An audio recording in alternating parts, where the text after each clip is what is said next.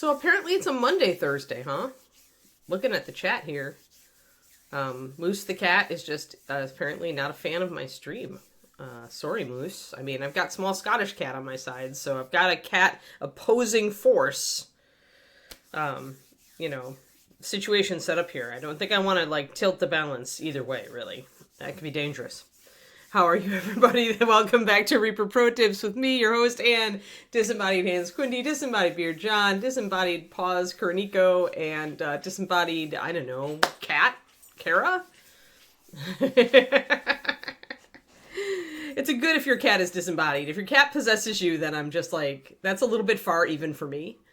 Right, Kiki? And disembodied fur Kiki, because it just floats in the air these days when I pet her. You need brush-ins so bad, Bubba. Good girl. All right, go settle, okay? It's work time. She's like, why is it work? I don't like work. Work. But yes. So there we go. Okay, we've got that. My brain is like trying to juggle like 5 different things in the stratosphere today, so it's like kind of like that. Woof. So let's block in some colors on this character. I really want to kind of get, because I thought about the fire and then I was like, no, I'm going to want to kind of sketch in a little tiny bit of light sourcing in line with the artwork, so I should actually put some color on this dude in various places, the colors that we chose. So we're going with the maroon and gray, but I am going to introduce some black. Let's see here. This is a very low-res image. Why is it such a low-res image? I'm just kind of sad about it, really. Kind of sad about it, guys, when Paizo's putting on. It's a Facebook image, that's why. I don't know that I want to... I don't know if it'll even let me visit it.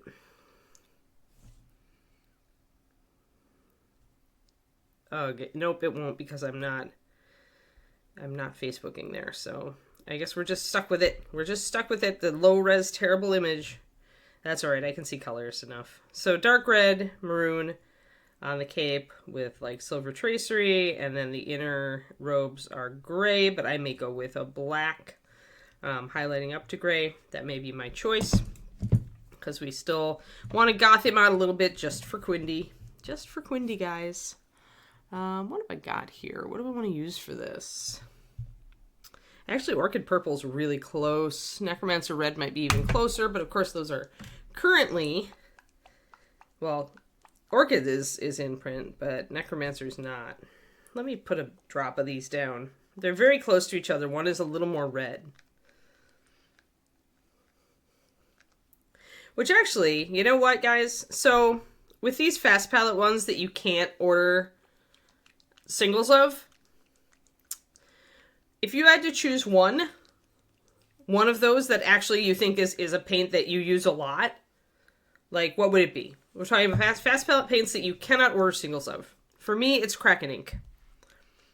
And I understand if you don't use them all the time, but one that you've used several times on miniatures and kind of thought to yourself, damn, I wish this color was orderable as a single. Do you have any of those? Because maybe you don't.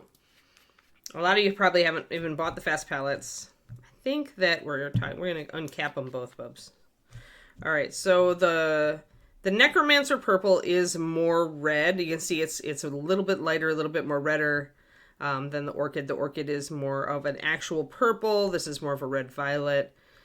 I hate using a canceled color. Maybe I'll just mix Orchid with some red. Or not canceled color, but a color you can't get except for, you know, or you might not be able to get. I'm not interested in metallics at all, Michael. All I'm interested in is if you have used it. The problem with the metallics in the fast palettes is, for me, they are very, most of them are very, like, niche. They're not a general use metallic. Unless you can think of one, like, that's really... Because we have more than enough metallics in the line. Let's just put it that way.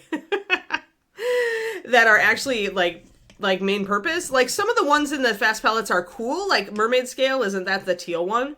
Like, it's a really cool concept. And it you know, it's neat. But have I ever used it on a figure? No. Right? So that's what I'm looking for is not the paint color that you looked at and thought was neat, but the paint color that you actually used from those things. Necromancer Purple, Gothic Crimson. Mm-hmm.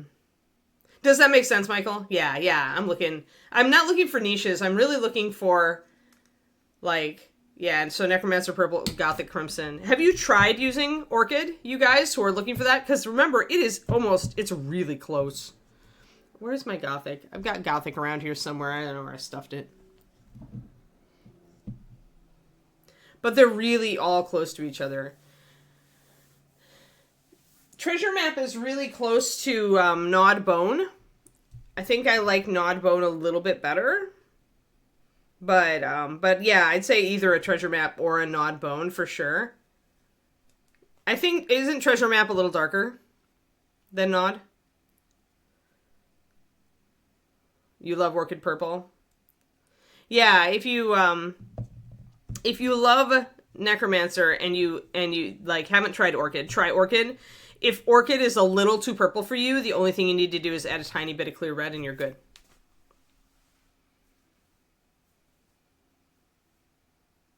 Thought it was lighter. So in that case, is it close to... I'm trying to find you guys, like, you know, in print equivalents. Because a lot of the stuff that came out in those fast palettes... So is Treasure Map kind of like Creamy Ivory then? I can't remember because I've got it somewhere, but God only knows where, right? Yeah, yeah. Well, and a lot of us do, right? We just reach out. But that's kind of what I'm talking about, Michael. Because, like, for me, if it's a color that is in one of these, like Gnawed Bone, I keep it within arm's reach, right? Like, this color lives in my drawer, even though it's a color that is not available except in a fast palette, right?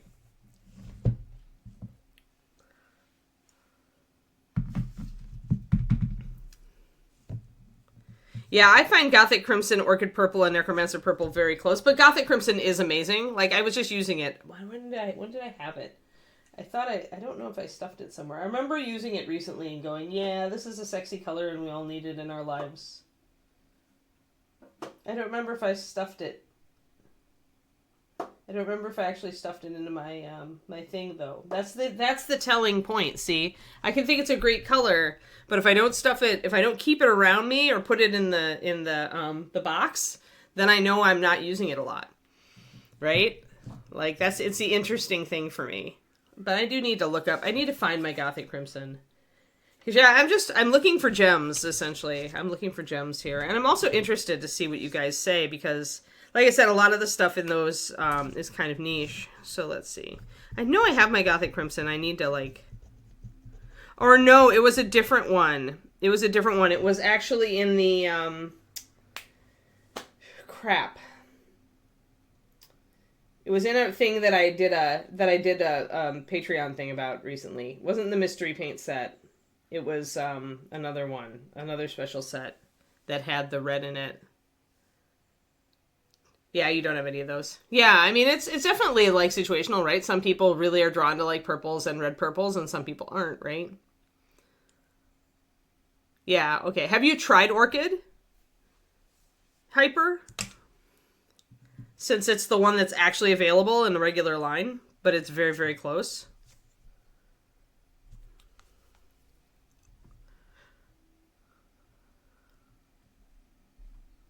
Yeah, it's definitely a dark red violet. In fact, you could use any of these as shaders for violet red, which is one of my favorite reds. But yeah, I think Treasure Map is pretty close to Creamy Ivory, if I remember. Might be a little bit lighter. Okay, yeah. You like your blue purples better, yeah. So the indigos and blue purples march together pretty well. You can use black indigo as a shader for Imperial Purple, which is our more blue purple. Yeah, Succubus Kiss, which is very transparent. And it is close. It is close, but it's extremely transparent compared to these other two. Which is good for some stuff, but Um, not for everything, as always. I mean, none of these colors have amazing coverage because the pigments just don't lend themselves to it. Light gray brown. Is that like, kind of like driftwood? Oh, I did discover where I put my driftwood brown. I should go get that since I'm asking you about it. Because some of these I don't have, right?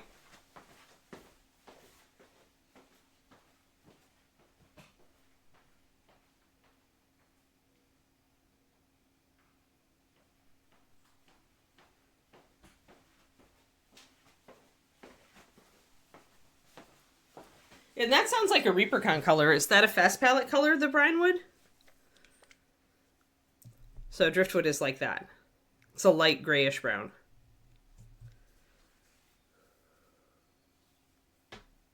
More grayed out. Interesting. Okay.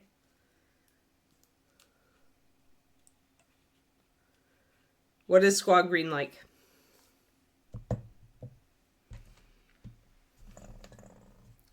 Sounds like you use a lot of like... Hey there, Koro. Sounds like you use a lot of the rare, like the not imprint, not regular imprint colors. You're an exception, Hyper. Why is squad green your favorite? High Seas Adventure. I don't even know if I bought that one. Is it still available?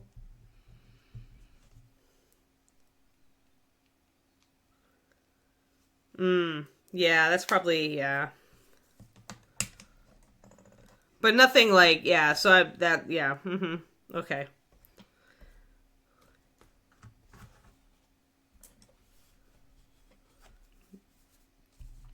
Okie dokie.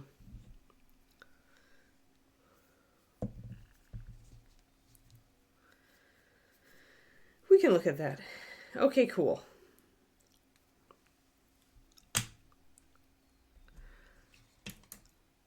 So, like, if there was, instead of picking out a whole bunch of ones, Hyper Bunny, if you had to pick one, what would it be? Because everybody, you know, it's you can say, hey, well, I use this, I use this, I use this. But if you really had to pick one that to you was the most useful, what is it?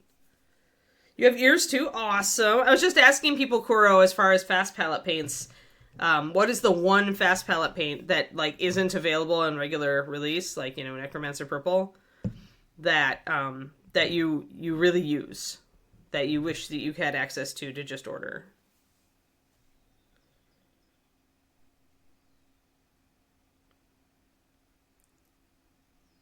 Yeah, you're unusual in that, Hyper.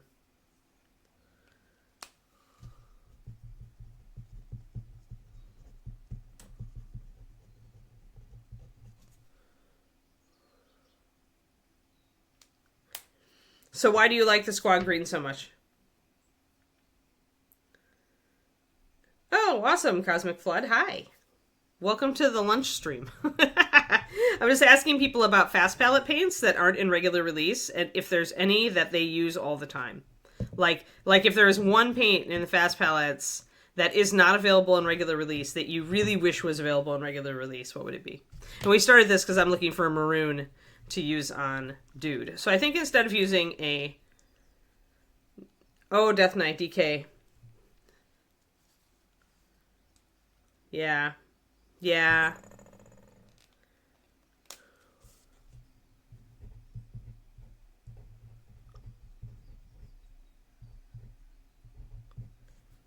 I had forgotten about DK Black because I had put it out of my rotation so long ago because I couldn't get it regularly. Oh yeah, Happy Spring Equinox for sure. Yeah, Kraken Ink. Yeah, Kraken Ink was the one I mentioned. Like, if I had to choose one, Quindy, if I had to choose one, Kraken Ink would be it. Because Kraken Ink is not easy to mix. I speak as a mixer. Sharkbite I can mix. Sharkbite I can just add a little bit more like of a teal, like bright turquoise. I can add a little bit of that to Templar Blue and a touch of gray, and I've got it. But the Kraken Ink, super hard. I'll make a note that everybody loves Sharkbite. I mean, I have used it.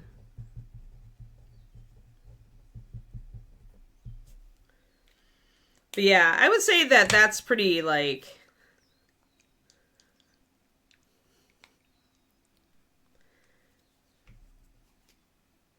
Yeah. What is Brinewood Brown from, Laura?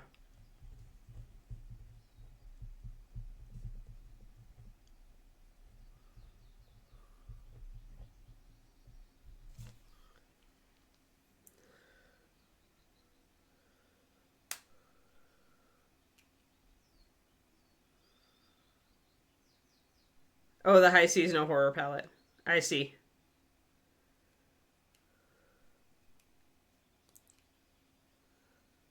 It is so precious and rare, and that's such a shame because it's so lovely. So I'm going to make my own Necromancer Purple.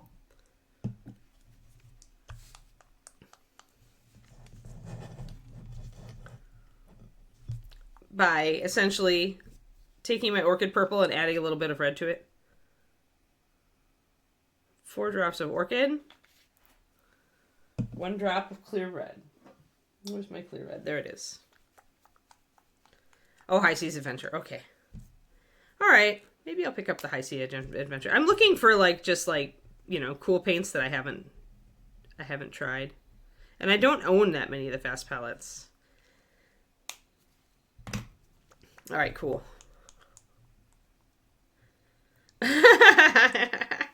Hey, Gloom and Grave, as far as I'm concerned, is the best fast palette. Like, 100%. Hey, Roger. It's just a great shader, but if you don't use saturated shaders...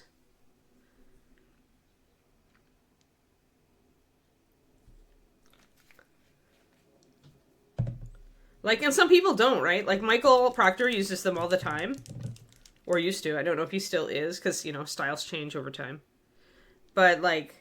And I didn't use them, except that then I went through a period where I did, right?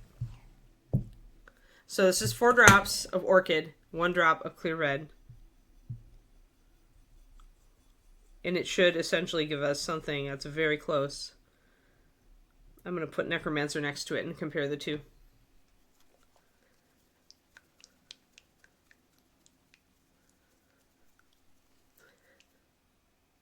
Yeah, I think Kraken Ink is because it's really on the line between a blue purple and a red purple. It's a beautiful, versatile dark purple. Okay, so I went a little light, actually. I still think Orchid is so close to Necromancer. I probably needed to use less red. I underestimated how much pigment is in the clear red, and it busted me.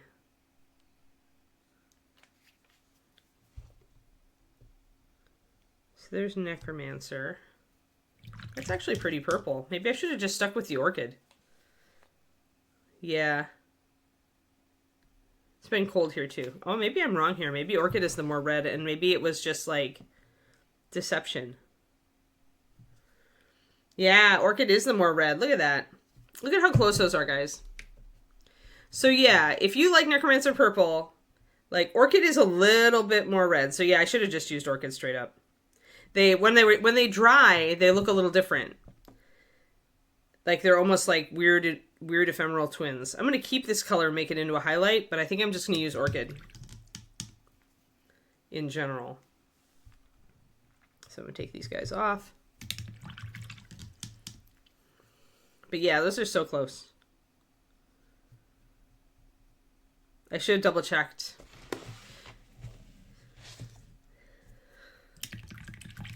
Yeah, I don't have it right here because I don't tend to use it. But yeah, I can make this into a bit of a highlight. Oh, sorry. Boop. Bloop. I'm going to do that by adding a tiny touch of white.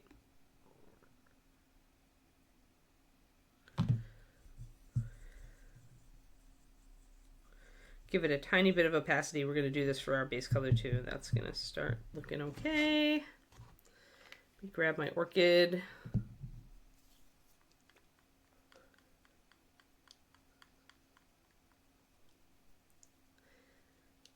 Maybe because your office mate senses that your attention is being drawn away from them.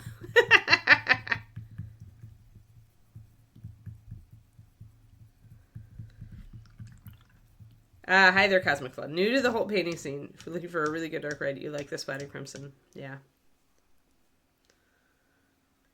Yeah. Mostly I was looking for, like, stuff that, like, is not generally available, but yeah. Yeah. Splattered Crimson. I mean, that's the blood colors triad. Alright, so my Orchid Purple. I probably did actually improve it a little on that. I think, do I want to go? Yeah, I'm going to keep my gray here. I'm going to actually add a touch of white because it's going to improve coverage. And I also want to blend.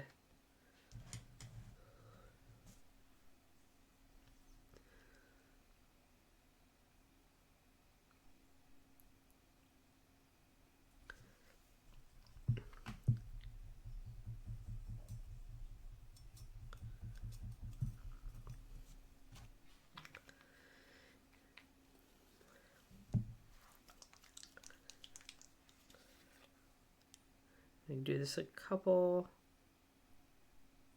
just a little bit more. So this is coming out a bit. I may actually use that color for my base. So this is the difference for adding 1 drop of red, because clear red is so powerful, but it still makes a good maroon. And here, I think, yeah, I think I'll still. I'm trying to decide what I want to start with. I almost think I want to start with the red. Much as it's not quite the color.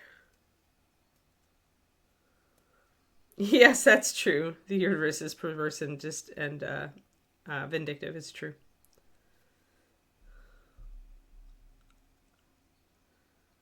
Wolfsbane purple. You can use magenta to highlight it. You can use magenta to highlight any color, any purple color.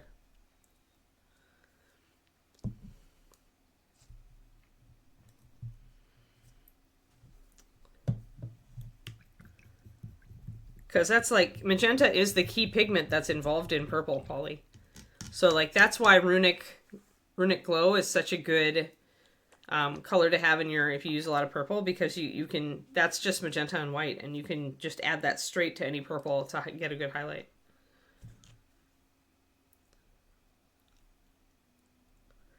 Yeah, you're just a weird one, Hyper, because that's what most people hoard those. I think of all the people I've talked to about this at Paint Club and around, you're the only one I know of that just burns through colors that are not easy to get. Most people are like, oh no, I'm never going to be able to get another bottle of this. But, I mean, if you're using the whole fast palette, then it makes sense, right? Because you're just going to buy another fast palette. Hey there, Crowley.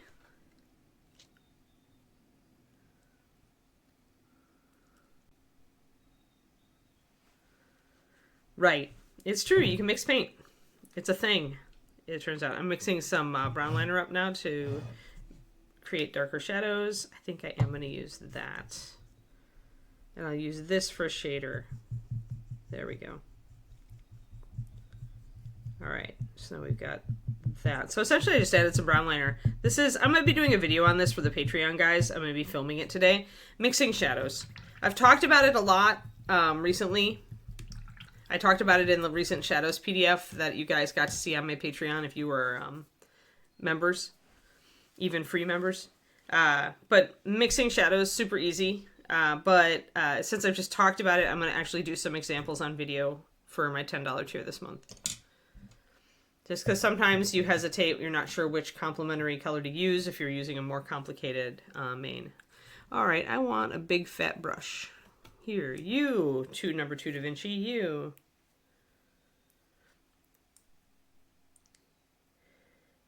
Griffin Tan, that was a long time ago. I like Griffin Golden Brown a little better than that, actually. That's another color you can't get normally.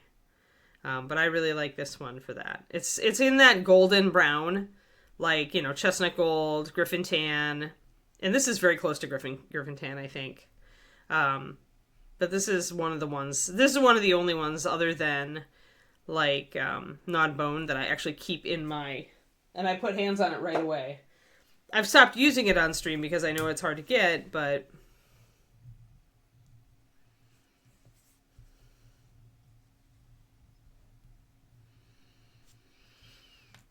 you missed the Sandy Triad. I know.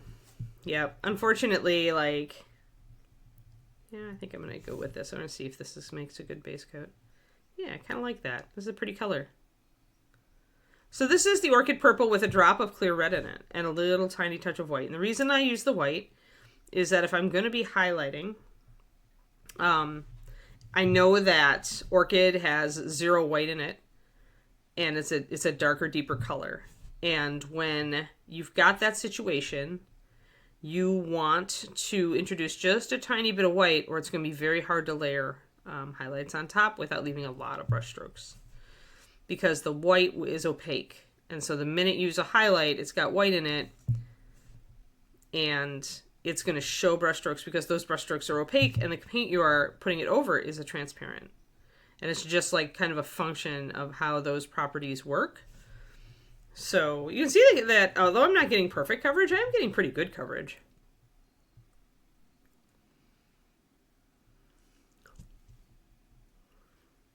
Yes. Yeah, the Griffingle and Brown works very well with the oxides because it's mostly made of them.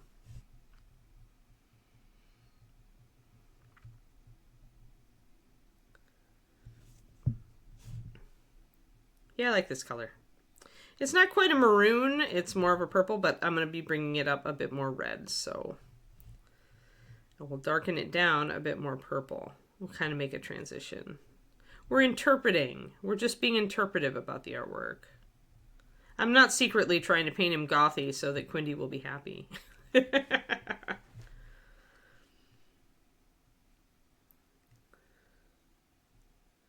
It's like people don't like reddish sandy browns. It's very sad. It's true. It's like they don't understand how to use those, or that those are some of the most useful colors in painting in existence. Like it baffles me sometimes that people don't see how useful a color is. Because I'm just like, really? You don't get it? But most of the time, that's just that, like, people will shy away from using purple, right? They'll use red, blue, gold, black. People they'll use green, but they tend to shy away from, like, orange and yellow, you know. There's definitely the more popular colors, right? And the less popular colors. I personally like the Outcast Cool Kids. I'm an orange and purple and golden brown fan, so I also love saturated darks and cannot lie. So does David, so I'm not alone. Okay, now let's see. We know his cape. We know the back of his cape is this color. Let's look at what the rest of him is. I know purple's the best color. You don't have to sell it to me. All right, so yeah, his cape in this art is like definitely much darker. We also have these shoulder pads, which are the same color. And the edging on his front cloth is also the same color. But we're going to do that a little different, maybe. Okay. They've almost covered up all the purple on the shoulder pads. I'm going to shift to a smaller brush once I'm off of this. I'm going to go back to my big brush for the second coat on here. You guys can see that we've got a bit of the gray showing through, but one more coat is going to be fine.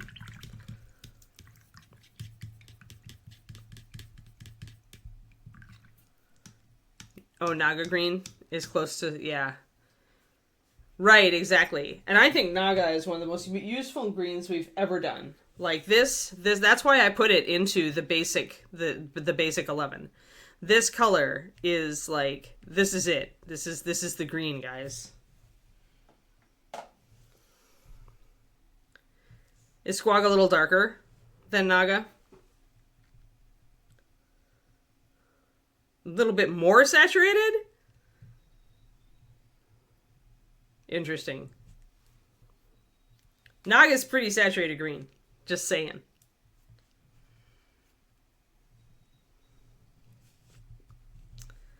All right. Let us get our thing. Yeah, this guy does have attitude. That is absolutely correct. I'm going to actually use my Princeton. Okay, so yeah, it's probably equally saturated. It's just got a bit more yellow in it.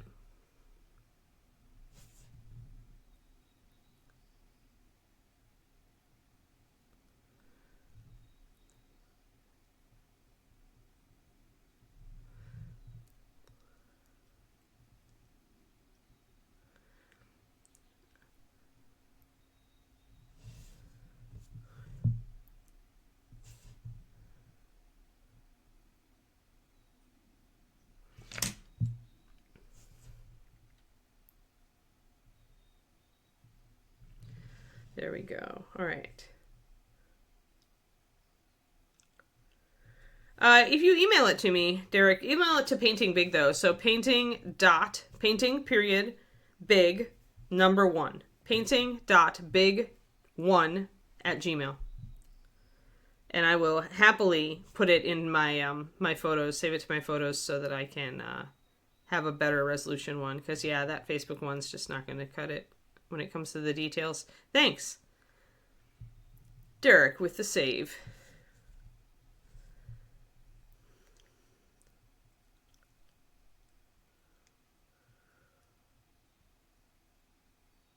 Yes, and that happens, right?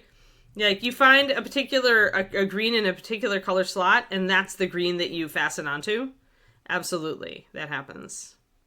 I am getting a little purple on his hair. I'm gonna have to touch that up. That's okay.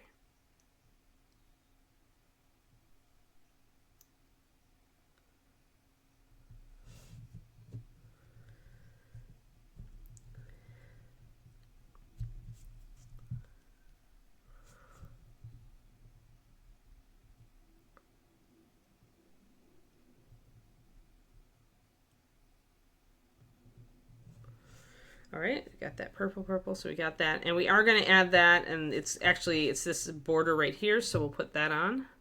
And this is where we start to kind of consider, okay, remember that whole repeating colors around the model thing. This is where we start to really consider that, because we know that this purple is pretty punchy. And we want to repeat it around the model a little bit to make the eye move.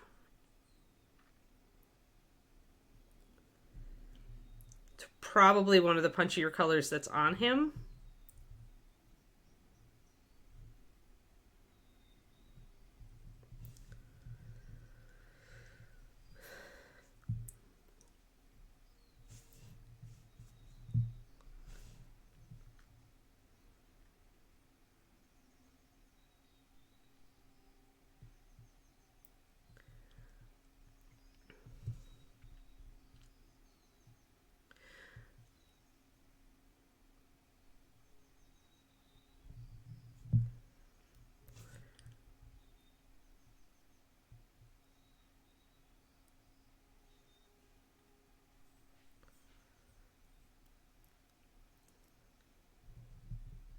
It's always interesting what colors people buy and what colors they don't buy. And a lot of it has to do with just like position on the rack, or like those colors came out first.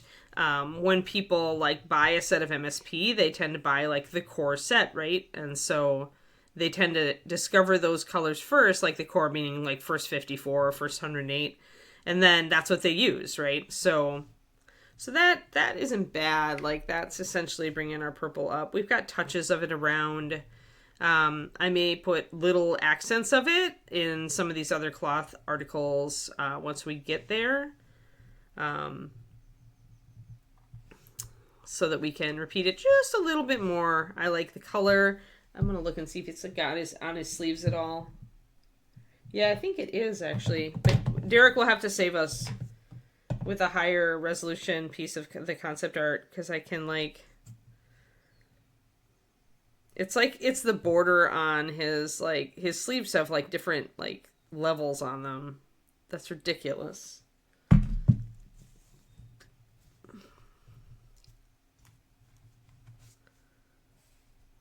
I guess those are buttons and snaps, but it looks like there's also, yeah, it's hard to tell. Yeah, buttons and snaps. But he does have a little bit of the back of the wrist guard. And that looks like it's actually got, like, the cord might be this color, so. Hey there, Father Wind. So this is, Quindy can link it for you, too. Thank you. Thank you, Derek. I will go and fetch that in a second. I use a well palette. I'm one of the weird painters, Father Wind, who uses one of these. Most people use wet palettes these days, but I've always used a well, and I've always had a lot of success with it. So this is a big well.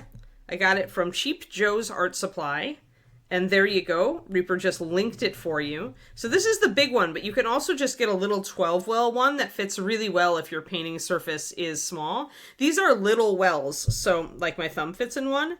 Not the really big wells like there are in the flower petal kind of shape palette that you'll also see people use. And that's key, because if you're going to use a well palette, you need to, if you're going to use this, you need to add some water to your paints when you put them in there. It's going to help keep them wet while you work with them. So you want to use more drops, not less drops. Most of the time I'm working with at least 6 to 8 total drops of fluid here. So I'll start with 4 drops of paint and maybe I'll add 2 drops of water. And that's key because it's like I said, it's the smaller well. It gives you less surface area open to the air, which means that if you do add water to your paint and make a decent sized paint puddle, it'll stay good for half an hour, even like more than that if you keep an eye on it. So hopefully that helps. That's the trick to using one of these, Fatherwind. A lot of people, they just want to use 1 drop of paint, and that if you want to do that, go with the wet palette. If that's the way you paint, go with the wet palette. It's going to work for you a lot better. With me, I know I've counted how many drops of paint are in each of these bottles. It's like 400. So I know that, dropping 4 drops is nothing.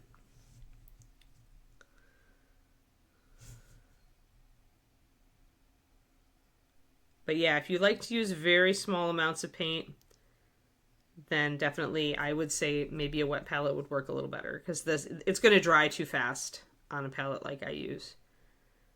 That said, you always want to thin your paint, and with mini paints anyway, even if it's just a little.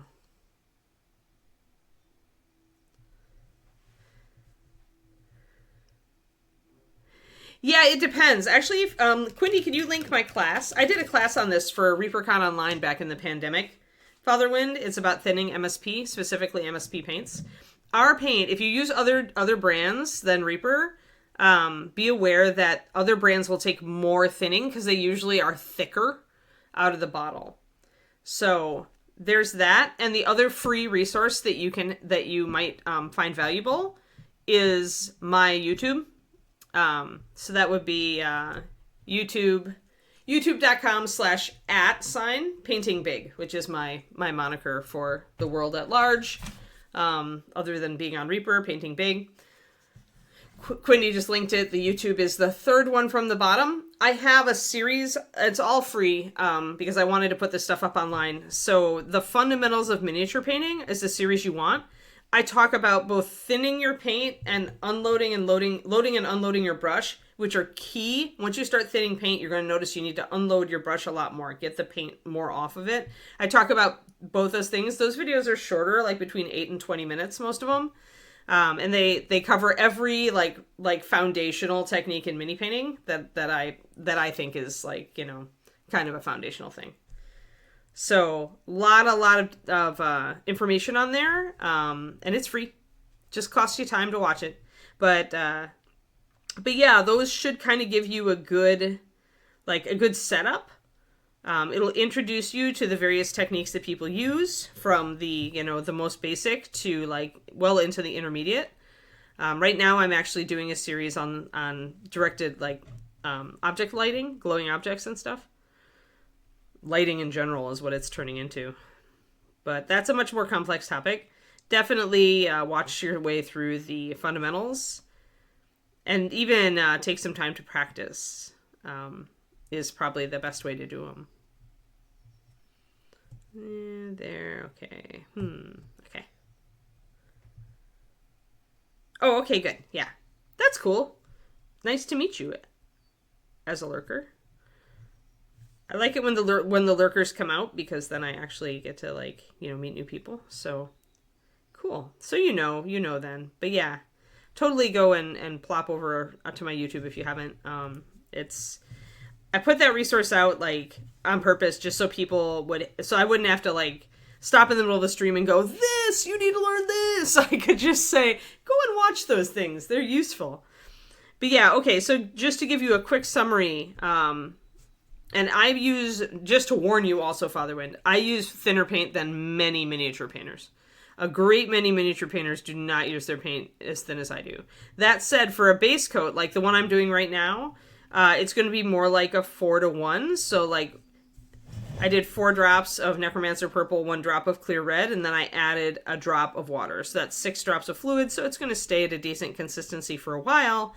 But yeah, so more like a 4 or 5-to-1 with base coating. But when you start exploring other techniques, like layering, yeah. When you start exploring other techniques like glazing and layering and, you know, more in the intermediate stages, then you start thinning your paint a lot more than the base coat level. The base coat level is good for like wet into wet blending. It's good for base coating, but everything else we do in mini painting tends to be thinner paint than that. And that's where you get into the whole like, you know, 4 drops of paint, 2 drops of water. And for my liner, it's like a 5 or 6-to-1. And it varies a little bit depending on the opacity of the paint and what I'm trying to do. Yep. Yeah, when you have time or when you have need. I mean, they'll be there forever. So, you know, you certainly don't have to watch everything at once. You could just watch whatever's, you know, like appropriate for you. But because I use this well palette is why I do the ratio thing. Like, I'll talk about ratios of paint to water a lot because, like, on a wet palette, you're not able to control that. And so using a wet palette, it would be useless for me to talk about that. But because I use the well, I can say, yeah, you know, this is my average base coat thinning. This is how I tend to thin. This is the range I tend to thin in for layering. Things like that. So, but yeah, so that's where I'm coming from. I'm going to add a little bit more water, speaking of water, to my red purple and put a second coat on.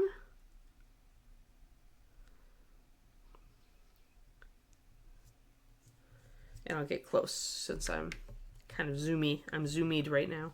So our first coat actually is not bad. It's nice and even. And then that's actually what adding water does for you, Father. It's the adding water is what gives you allows you to get the smooth base coat because it makes your paint more fluid and it'll make it self-level or help it to self-level. But yeah, like when I use other paints than Reaper, which I do rarely, but I do sometimes, I have to add more water.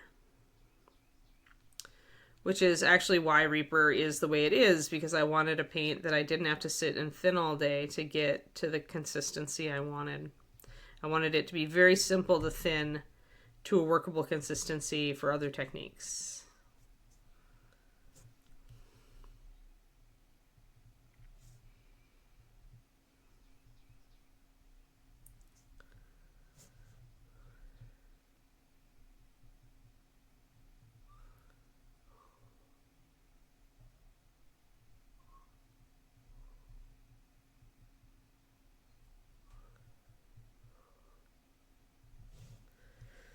There we go. So second.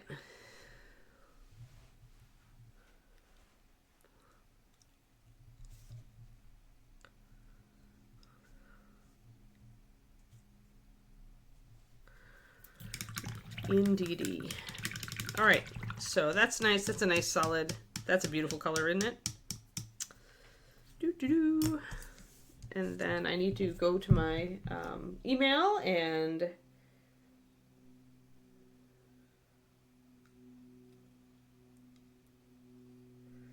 yeah, I'm totally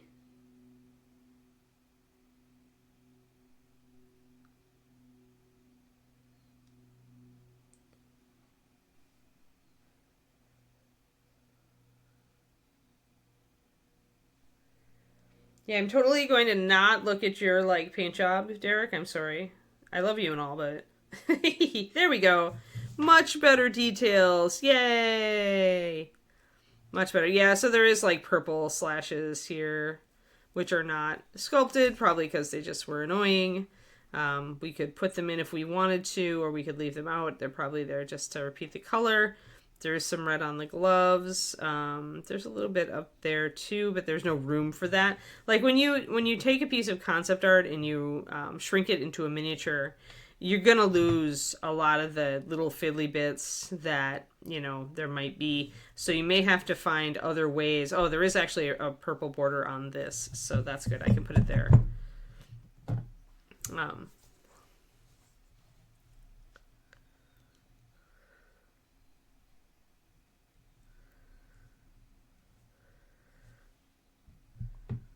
Um, I mean, you can find a low-res version on their Facebook. This was given to me by the sculptor Gilded. Derek just emailed it to me. But you can find the Seltyiel concept art online. It's just I wanted a high-res version so I could see all the details. Like any of the Pathfinder models, usually there are lots of art resources.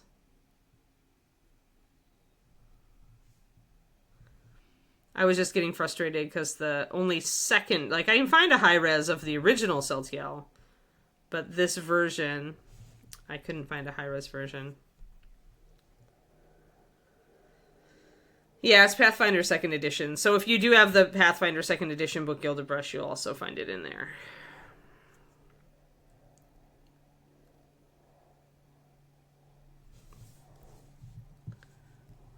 Ah! He's much more maturely emo in the version 2.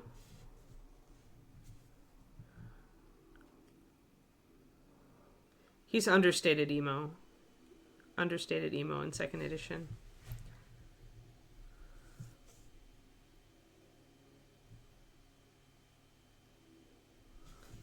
If I need any help with details, I'll look at Derek's paint jobs, but for now I want to stay uninfluenced. I want to go there in my own way. We're both kind of basing our stuff on the concept art, but I am going to I'm going to switch it up a little bit. Like this part, we're totally going black with that to make Quindy's little soul happy. Looks like the interior of the cape is also this red though, so I need to grab my big brush. No, Mom, it's not just a phase. Yes.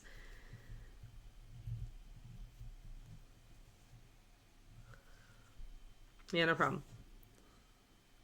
Yeah, there are things I like about this version and things that I like about the previous version where he was very goth boy. No, Mom, it's not just a phase, as Kuroniko says.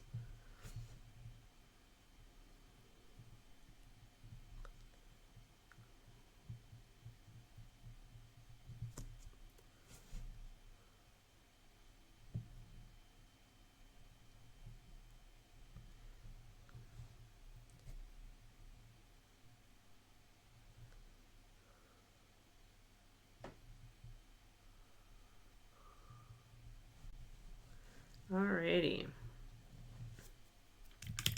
We can put a second coat on that. Well, you know, I mean, you're dedicated to making my soul happy during streams. It's only fair. I have something that's going to make you even happier. I'm going to text it to you right now. It's going to be a secret, though, Quindy. We'll publicly have a secret on the stream.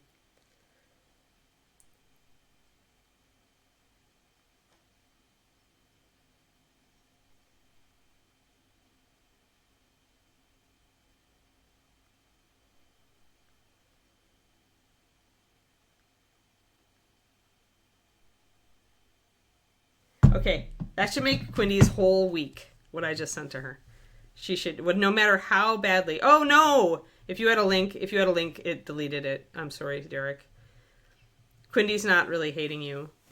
It's just, you made your whole year? Okay, good.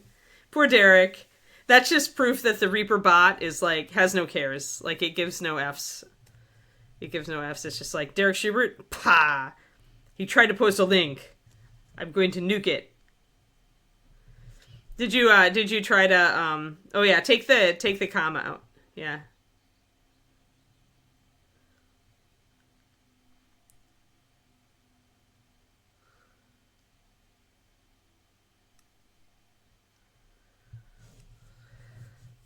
I don't see how beignets completely, or beignets completely, lighten your soul.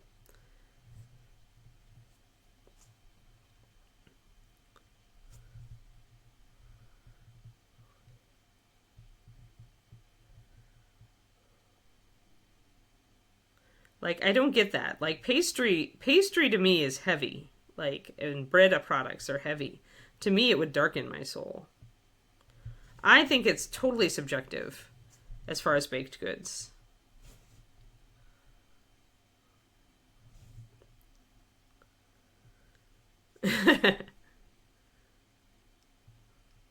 Ah, you wrote the extension out the first time the bot snagged it anyway, yeah.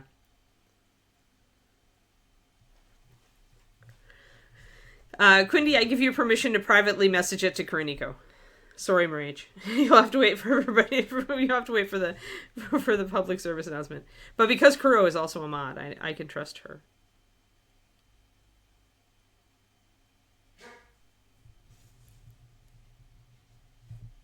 The 1 kilogram croissant from London. Oh my god. That's too much croissant, even for me. And I like croissants. I cannot lie. I'm not eating them right now, but I do love them. They have a kick-ass everything croissant with like onion and garlic with everything flavoring. They have an everything croissant in the shape of a muffin that they do at our local bakery, and oh my god, that's the one baked good I have a hard time making a willpower save against. Yes, stew in your curiosity. It's just a little thing. It's just a little thing. But it means a lot to Quindy, so. Ah, the baker of pastries with the dark soul. I think so. I mean, it's her cat, really, Crowley. The one we can't trust is SSC. Kiki, can you settle, please? I didn't turn her fan on. I probably need to. Let me go and do that while we wait for that to dry so I can put another thing on. And then we're going to put our black and gray in place. No. No. No. I don't care. I don't care. I don't. And you have to be quiet because it's work time, Bubs. You gotta be quiet, Bubs. You be quiet, little love. Yeah. Be good. Oh, I forgot my drinking table. Good girl. Yeah, making my drink. No, just work. Work. Yep, we're not ready yet, Bubs. Sorry, she looked so disappointed when I walked away.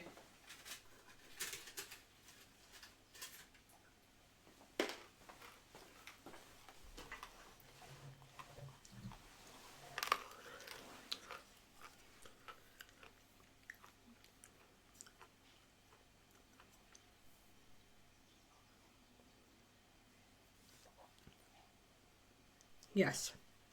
Yeah, she's working on it. Kara has a lot of commitments. So she will work on it. And we shall see. Alright, that means I need to do the interior of the cape over here too. Didn't fix my focus.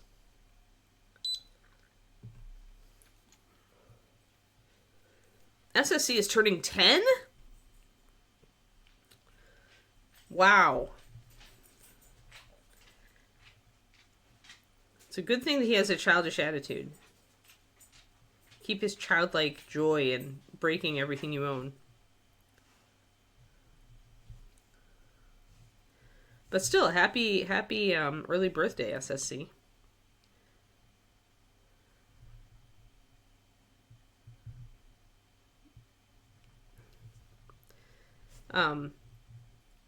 If it's on a stream day, maybe I'll sing a happy birthday SSC song. Is it on a stream day, Kuro?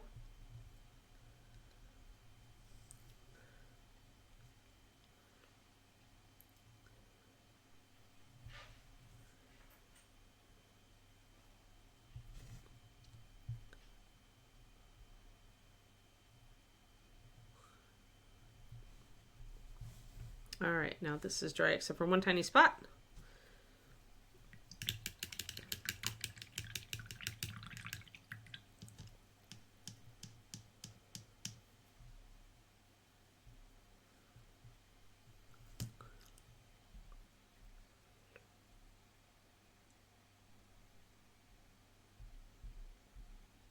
Yay, maggots. That's something you don't hear on every stream. Except for this one.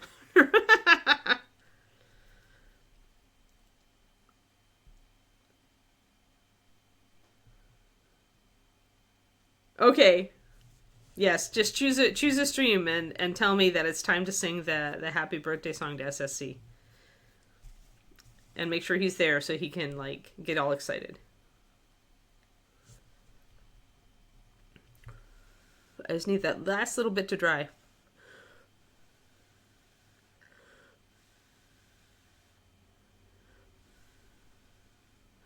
All right, I think it's good enough.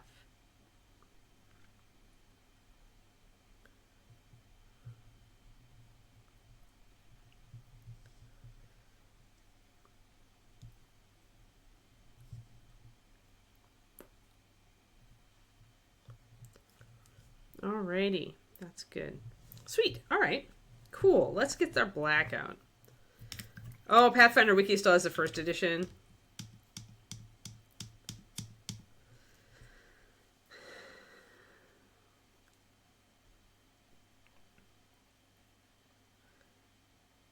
It probably doesn't have the second edition image because they have like too many online properties and they just haven't gotten around to it.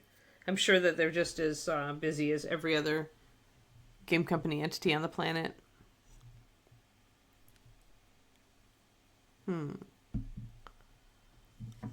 looking for black. I appear to have like totally misplaced all my black.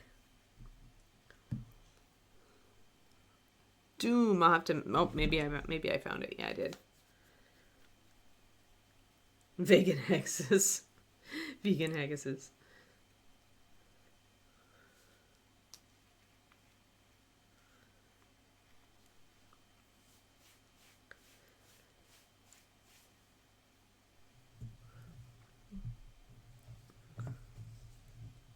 I don't know. The vegan recipe looked pretty tasty. I'm going to put my black over on the other side here. Actually, I think I'll put it up above. So we're mixing our colors. We still have this dark purple in reserve to use as a shader. Secrets of Magic book, which is second edition a couple of years ago.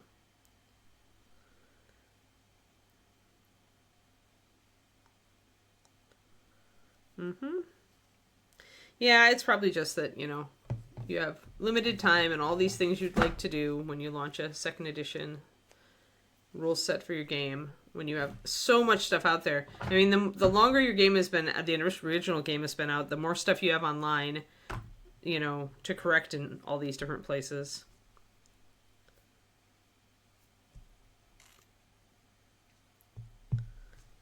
Black. There.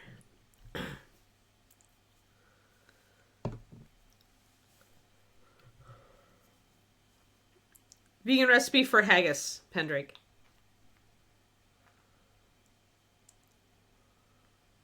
Maggoty oat bread. Everything maggot food. Oh no! Alright. Again, I've got about 4 drops of black. I'm putting about 1 drop. I actually could go with more drops though. Black is so high coverage. I'll put an extra half a drop in there. Black is so high coverage that you can put more water in and it'll still cover. Especially because this is an older black. So it's thickened up a little bit.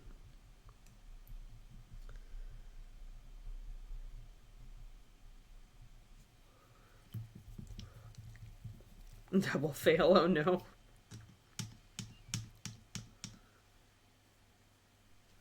Yes, I did see that. Actually, I was here when Hyper was trying to finalize her choices. She was on stream asking people for suggestions.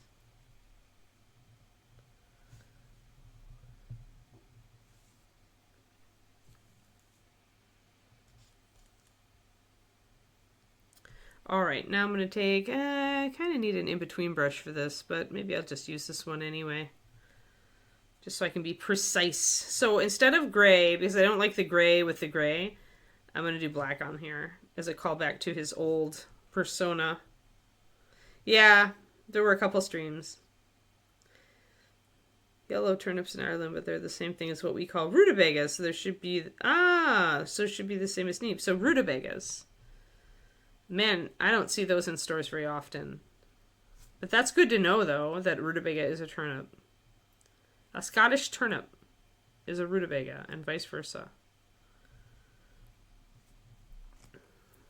Alright, so this cloth also goes back here. I do need to actually thin my black a little bit more.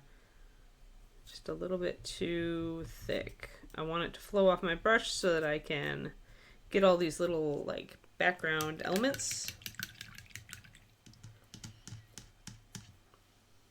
That's really good to know anyway. Quindy, thanks. So if I ever want to make them, I will know where to look.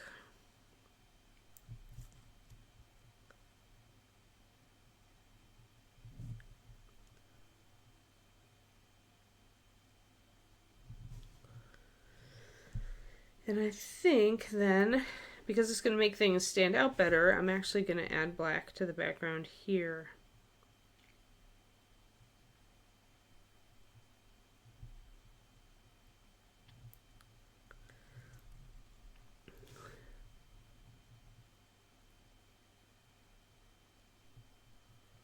Because if you have the background be black,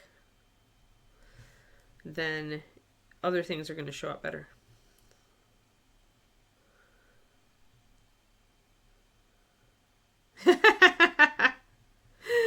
Cut the turnip open in the store, and if it isn't yellow, throw it back. Oh no. That sounds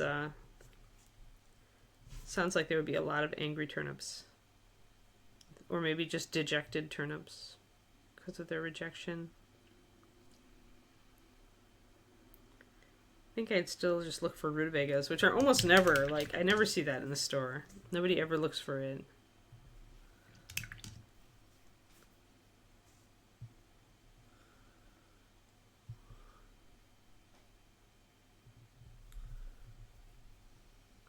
Man, deviled crab got ruined for you? That's so sad.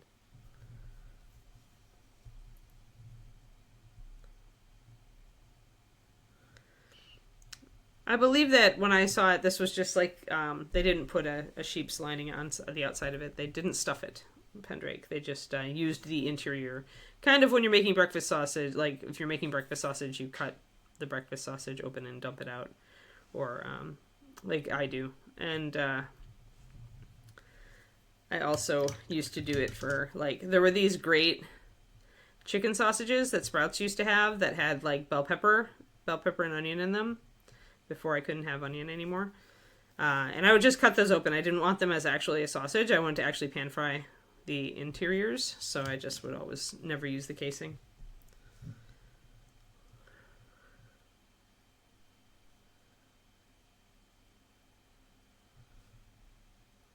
Yeah, deviled crab I'm pretty sure was way out. Like, no way was Wisconsin going to give you deviled crab. I always brought my lunch, but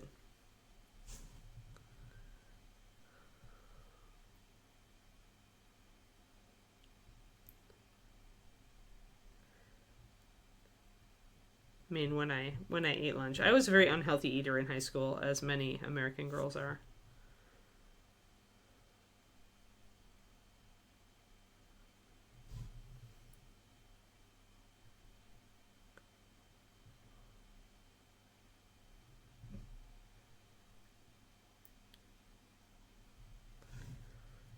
All right, so we're just going to make that part of the cloth black.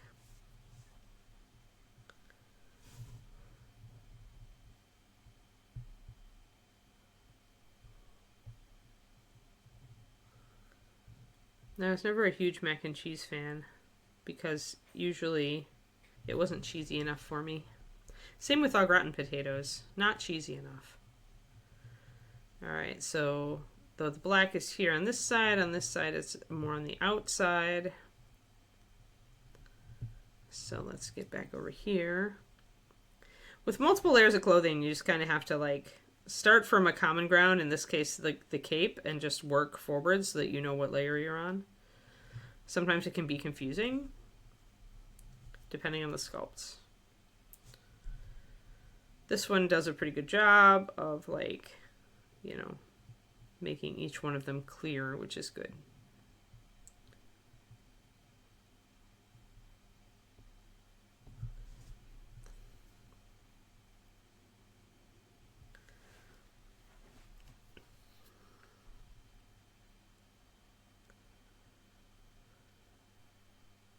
Maybe the crab was a jerk. I honestly don't remember. Like, I kind of feel like I just lived on sugar I didn't eat a real lunch. Like, I was in that horrible 80s diet phase where they're always like, you know, skip a meal. Like, you know, that was dieting in the 80s. Terribly unhealthy for you, but I did it anyway. But of course, then I lived on Mountain Dew, so. I did eat breakfast every day, though. I liked breakfast. That's still actually, that is still my thing. Like, if I have to skip a meal, it's lunch. I sacrifice lunch.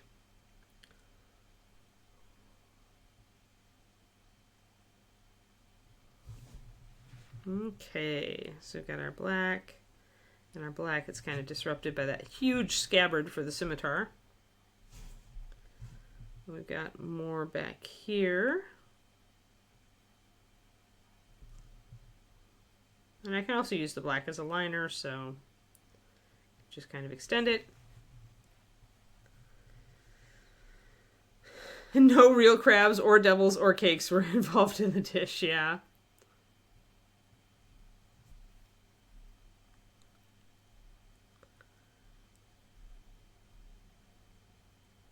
Oh, man.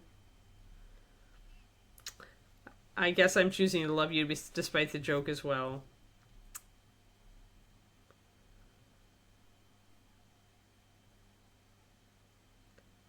Oh, wow. Yeah, yuck. Yeah, I used to have to drink it for UTIs. I hate it too.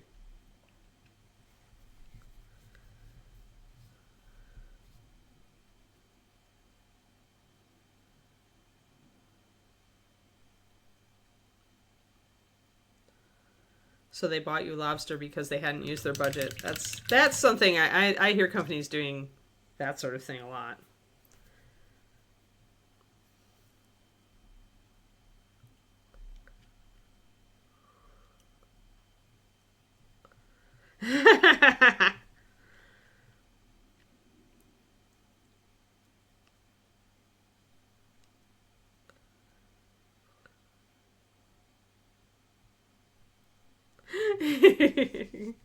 Shame, Kuroniko, shame.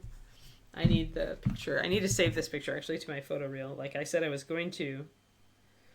Let me save it. Save to camera roll, please. Excellent. Yeah, this doesn't show what color his scabbard is, so we can use whatever we want.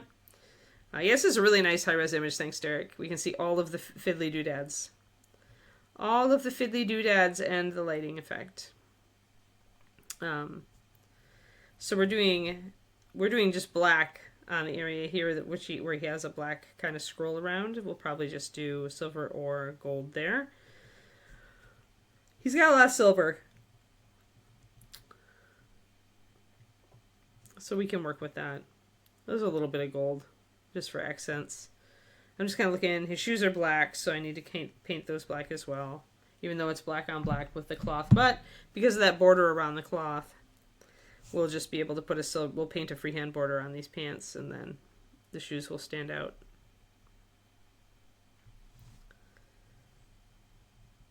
No, it's the concept art, Pendrake, from Paizo.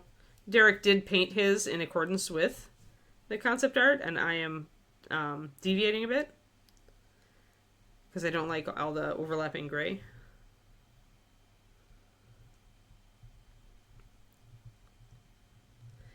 Yeah, fiddly doodads. That's a technical term, Julie. Hey, Richard. That's good.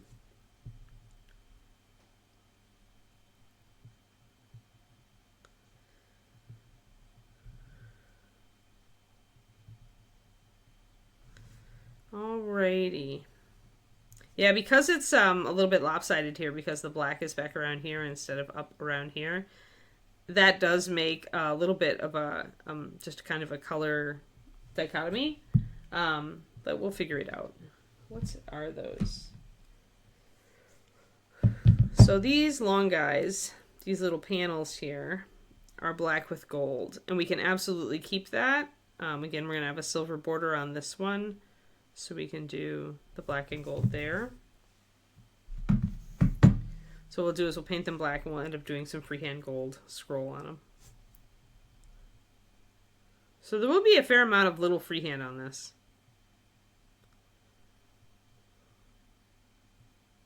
But right now I just want my color blocks. I want to be able to see my composition.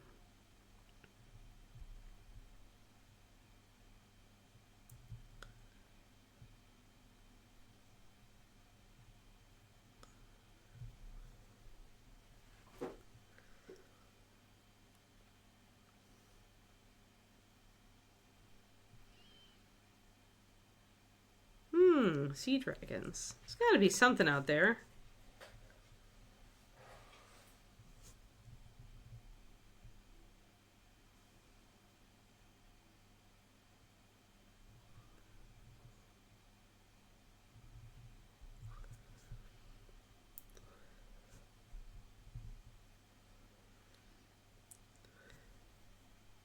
Oh, hold on.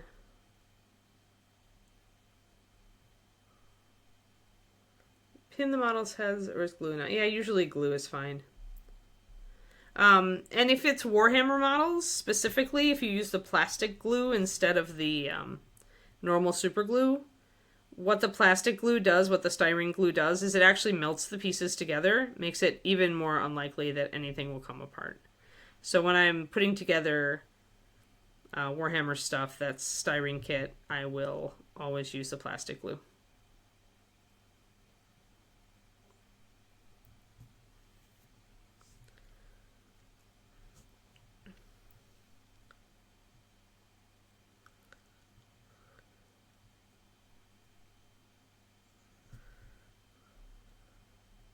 Yeah, practice with sprue bits if you've never used plastic glue. Yeah, that's a good advice. Yeah, as long as there's enough surface area, if it's flat. But yeah, I remember that Sauron mini. I painted that one.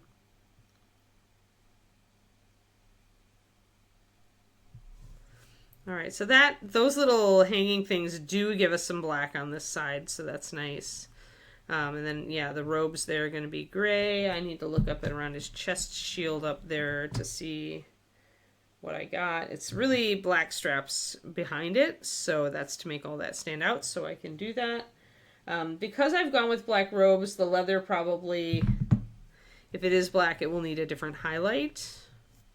Really, though, there's none of those straps behind the shield really show up in the sculpt because of the way you have condensed details, so I'm just going to use black lining.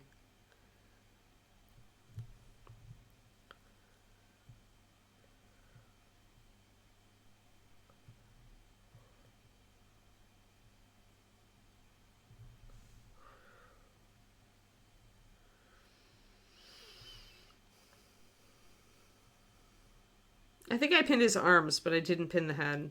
But I don't remember.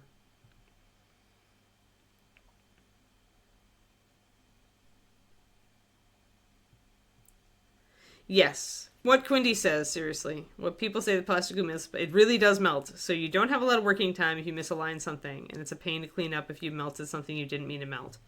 So yes. I usually use just a small drop of plastic glue. I put the piece in place. I very quickly orient it to where I want it, and then I just let it set. But yeah, otherwise, though, in the end, it does make it more durable, so. The plastic itself will snap before the joint does, generally.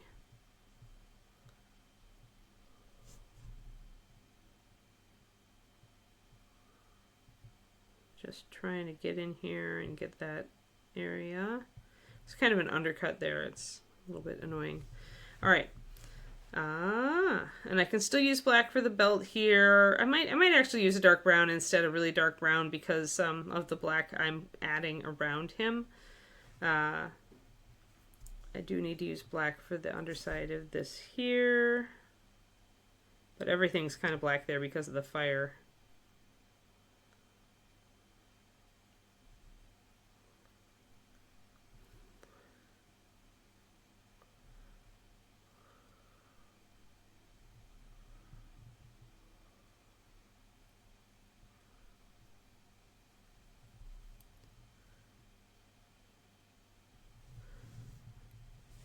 And then I do want to look at his sleeves, but I think the sleeves are gray. I'm pretty sure they are.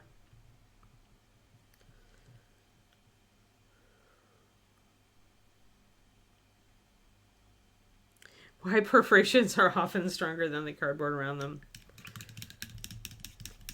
I think I know that, actually. I have a guess. Okay. And this is just based on other properties, right? Some perforations, when they're punched in, they're going to just be, you know, like little round, kind of slightly rounded things. The fact that they have that slight rounding at the corners mean that it's not like necessarily you know, ready to tear. Like a rounded surface actually has some resilience to it. So like if the punches are like more like a rounded oval, they'll have a little resistance. The other thing is that the punches may not be in the right position to go with the grain of the paper, right? So when you have paper, you have a grain to it. And it's going to rip more easily in one way than another. And cardboard is the same way. So if the punches aren't with the grain, aren't actually positioned with the grain of the paper so that it tends to naturally shear that way, it can actually be easier to rip the cardboard in a different direction than to rip along that line. But yeah, any thick paper usually you're going to see, even with like printer paper. If you try to rip it one way, it's going to rip nice and evenly. If you try to rip it another, it's going to actually go wonky on you. That would be my guess, Marich, is that it has to do with the grain of the paper. And then the fact that, like I said, punches aren't slashes. They aren't, you know, like, they're actually, like, usually, they have a shape to them.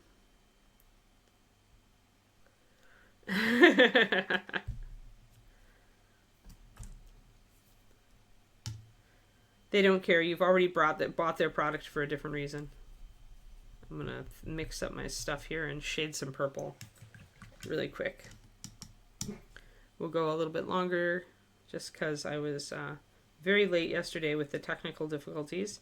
I'm going to drop a bunch of water into this purple. Kiki, enough, settle.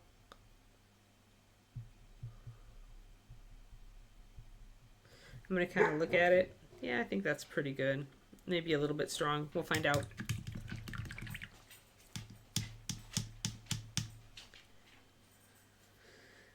That's why Loki tries to open them from the corner. That's funny. He understands. I want a slightly bigger brush. We're going to our MSP, or our I'm sorry, to our Da Vinci. I'm gonna take this purple.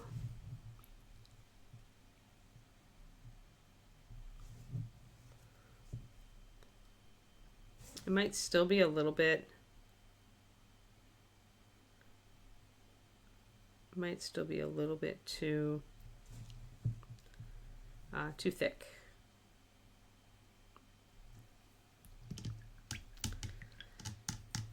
I'm shading up here a little bit darker because the arm's going to come out here. So I'm not going to leave this, even though there's a fold here that would technically be in the light, I'm going to make it a little darker up top.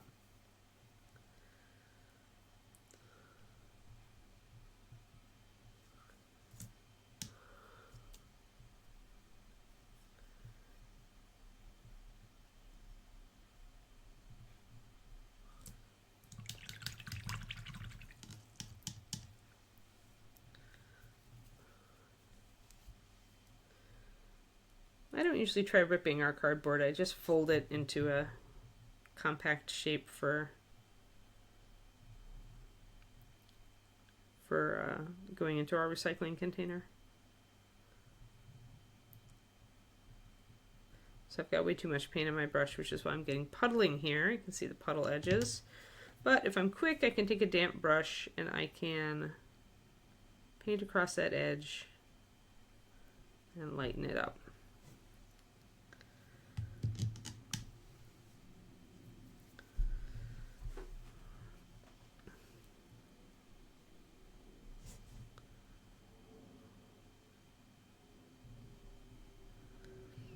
And I'm going to add a little bit of shadow here. And here around these little buttons and buttonholes. Just going to shade in there. Make it a little darker. because there's stuff crowding in there too. And then when we do put the arm on, let's see, let's check positioning. Okay, so yeah, it is going to darken that whole part of the cape. It's also going to fall a little bit across those things, but we're pretty okay. I need to paint the armor on the hand here. Dinner time, have a good supper, Richard. He is super intelligent for a cat. It's amazing. Like, if he had opposable thumbs, he'd have taken over the world, so we're kind of happy about that. He doesn't.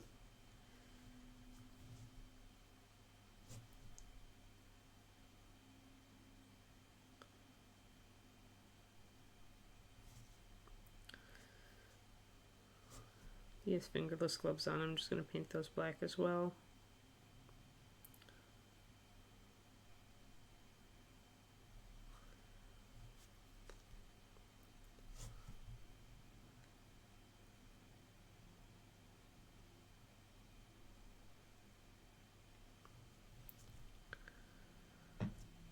Trying to kind of keep up with my painting on the unattached arm. Usually I totally neglect this. Usually I'm done with the main model and I haven't even touched the unattached arm, but I'm trying to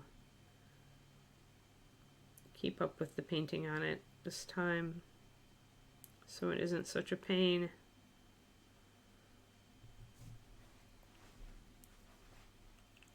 Hey there, Heed. Looks like Higi TV.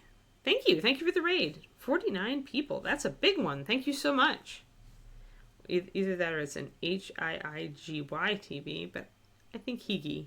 Higi is cute. That's a cute word. So we're painting a Pathfinder model today, y'all. Welcome to the stream. I'm Anne. I work for Reaper. And this is a Reaper miniature. We do some stuff for Paizo, the Pathfinder creators. So we are painting this kind of like a mishmash of his version 2 and version 3. So we actually have concept art for this one. It's pretty cool concept art too. So there's our concept art for Seltyiel, and then we're working with it. The fireball is white right now because I'm going to make it orange, but I want it to be very bright. So, but yeah, that's what we are working on. We're almost done with our stream actually, but welcome. We talk about a lot of stuff on the stream for all levels of painter. I'm always open to answering questions if you have any about miniature painting. I also have a background in 2D painting, although I haven't touched it for quite a while. And I created the Master Series paint line for Reaper, so I can tell you why paint does what it does generally.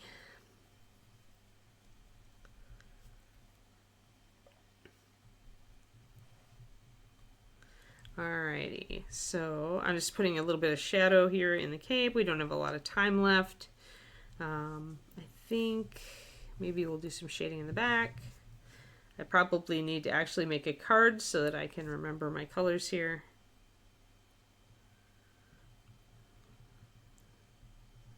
But shading is not, like painting shading is not all that difficult. As I mentioned on other streams, shadow colors are usually a little more transparent, which often means that they are easier to layer with.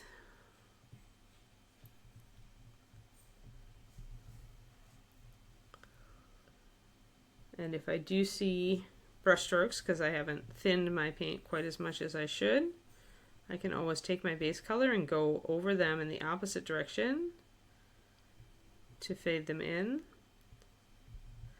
On a long surface like this, I'm going across the green, so when the surface is long this way, I'm painting this way, because it makes it less likely the eye is going to pick out your brush strokes. Alrighty, so as I let that dry, we can see the line. So what I can do for that is I can, and there are lots of techniques I would use to fuzz the line here. Like I would glaze. Right now I'm going to be layering over it from the other side with my base color. So then if I'm layering from the other side, I'm going across it this way, and I'm going over part of that dark shadow.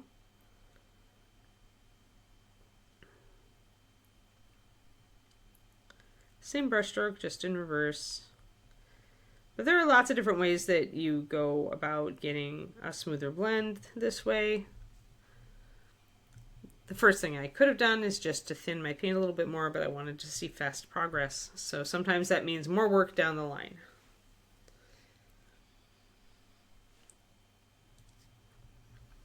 Loki's figured out how to open round door handles, huh? My cat would just put his teeth on them and twist.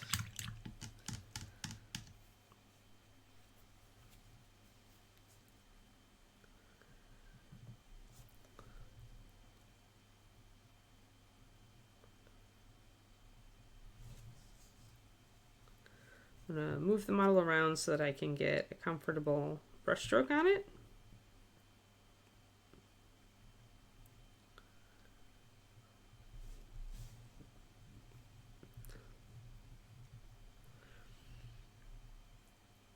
That was Panther, Mama-san's son.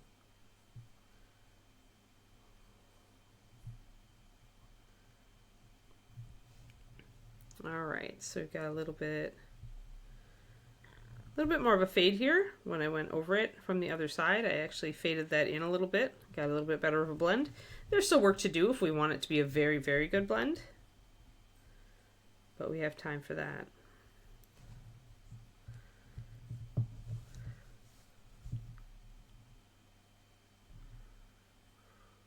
So again, I'm coming at it across, not vertical. And I thinned my paint just a little bit more. For very thin areas, I will do one vertical stroke down the very middle, but then I'll come and fuzz it out.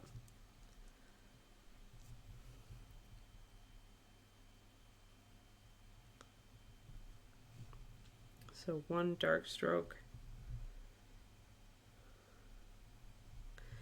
I mean, thinning your paint and more layers, don't try to, you'll want more transition color usually.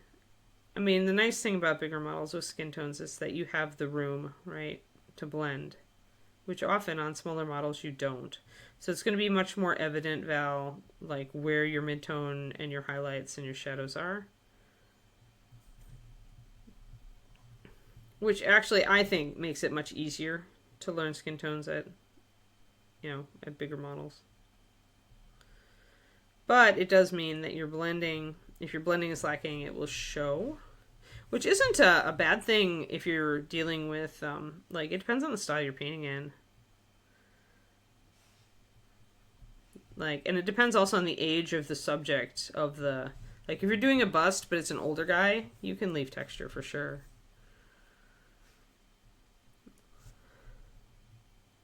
And if you've been watching The Gnome King, that's the technique I would use on it. He's very cartoony, but that's the technique I would use on any older bust, is that stippling and glazing and texturing technique to make him look old. Even David really liked his skin tone. But yeah, so you can leave a lot of texture on an older model. Younger models, when you're doing especially young females, that's when it gets very dicey, where your blending needs to be really on point. But again, you could get around that depending if you're going with more of an impressionistic style. But even then, if you look at paintings of young women done by more impressionist painters, they will usually have large blocks of smooth color. So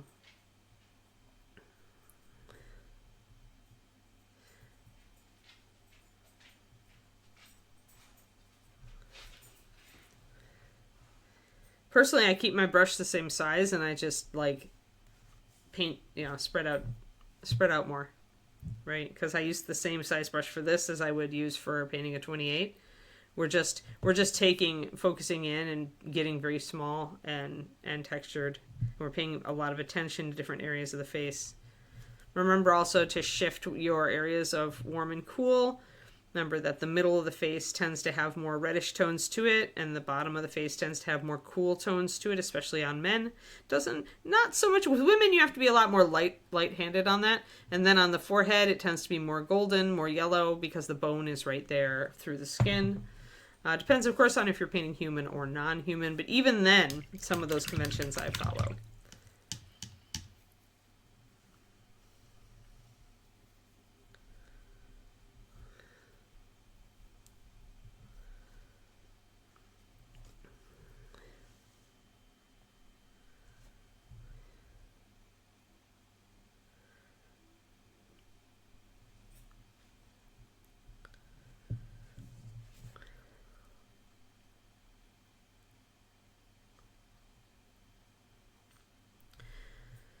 But yeah, these days I much more enjoy painting skin tones on bigger models because I have more room to work.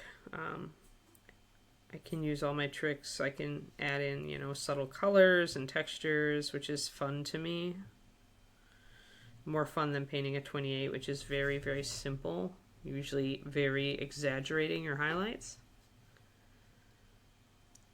Yeah. Yep. Yeah, I mean, I have some bigger ones. 75 I found to be a little big for them, Val. I like 54, but you could do whatever. Depends on the model, too. But, I mean, I have these bigger Moonlight ones. And, yeah, you could totally... They're good practice. Good practice surfaces, for sure. The 75 will give you a nice big face to work on. You know, you're probably working a little bigger than this. So, you know, you'll have a lot more room. And that'll be good. And you'll be able to see your transitions better. And that's... If you sometimes, like, struggle with transitions, like... It's much easier to work on a big model because you can see them then. Let me just get this. You can see how the shadows are coming in on the cape. I'm not going super dark with my shadows on the cape. Although in these deep folds, I will probably bring in a bit of brown liner at the end. And then we will be putting in highlights as well.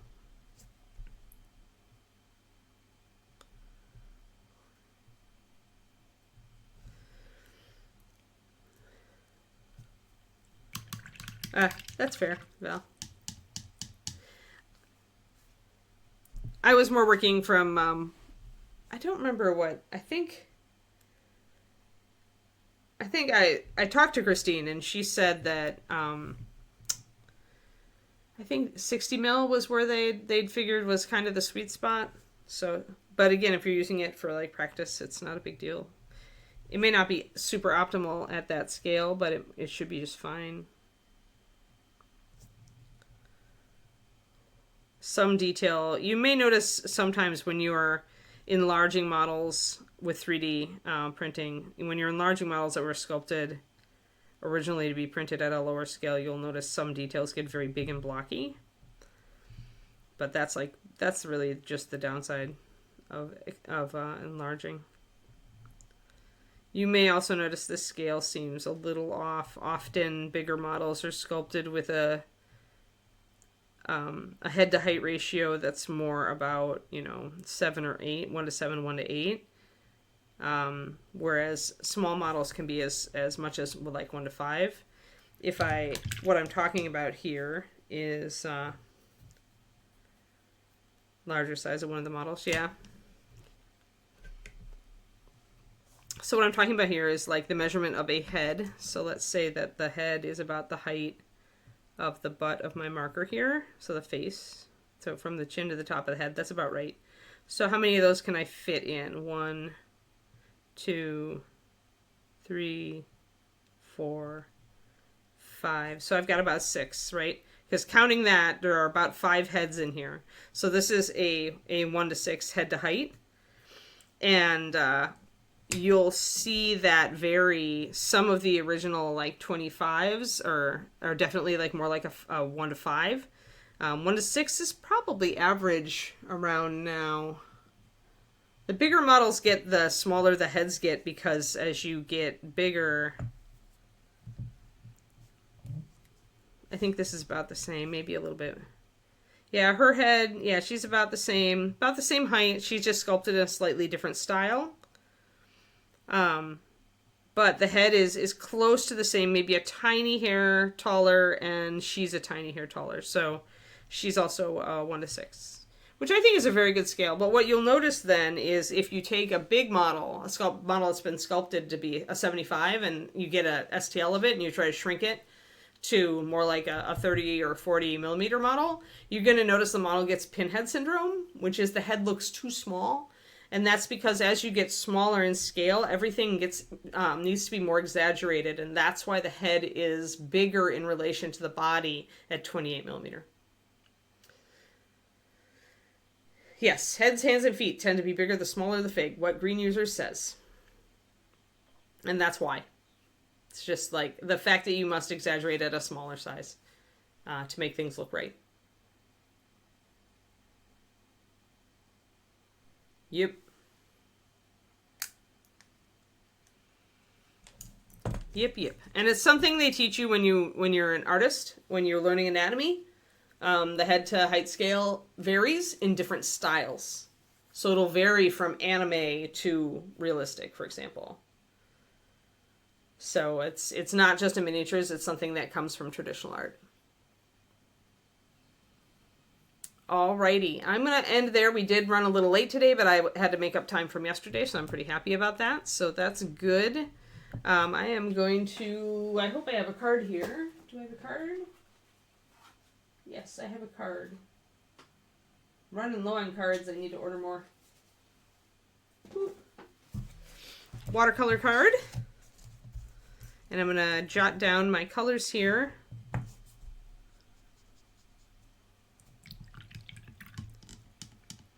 If I take it 40 and blood up 75, the head will look big. Yep. It depends on how big of the scale, like how much, like the scale the artist is kind of sculpted at in the first place. Like I don't think this model suffers too much from blowing up. But I think if I went bigger with her, maybe the head would look a little bit off. Because once you get to 75 millimeter, remember, 72, 75, everything starts to look at a more realistic scale. The model actually casts real shadows, like realistic shadows. So at that point, the exaggeration starts to kick in. And that's when you start noticing disparities. But as I said, even like for anime, you know, you could have a 75 millimeter anime figure and the head will be at a different scale than a realistic figure. So it depends on the style of the figure, whether it looks off. It's all like our visual expectations. All right, we're using my beloved Orchid Purple plus red plus 9094, 4-1 plus extra orchid. I think I added an extra orchid in there. 1 or 2 question mark. I don't remember. Orchid plus brown liner.